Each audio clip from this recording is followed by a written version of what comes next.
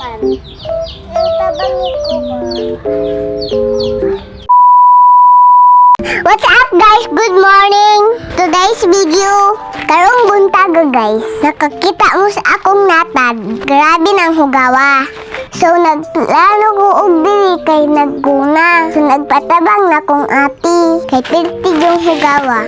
Unsa na pud ni akong mamawi?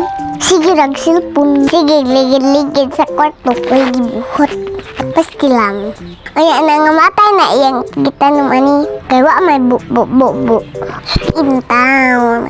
May gani si ate ning tabang nako. Unya guys, na problema ko rin. Kay namamatay ga ayang buwak. Ay wa may huna-huna. Problema na ko guys. Bata pa ko ha. Stress na kayo ko. Huy, pudago. Saon man, kainahan man ko buutan. Pudago na lang ta. Karabing daghanas na nubo guys. Unya akong mama guys, wadi ning tabang. Sus, unsaon na lang.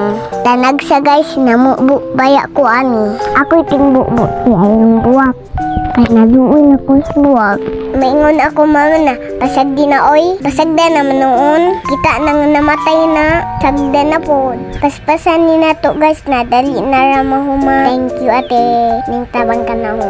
Uy po dali. So mauna na sa update sa iyang buwak guys. So kaunang update na ko guys.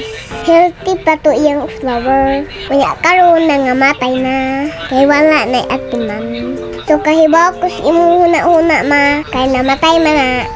Ay, matik na. Mangawat apong kagbuwak. Imo na po ng pulihan. Og kinsa galitong mawadan og buwak. Ari lang usbay. Kay si mama may nangwa anak. So, mauday na nangamatay sa iyang buwak guys. Init man kaayo. Walay bu. Ay simple mamatay jud.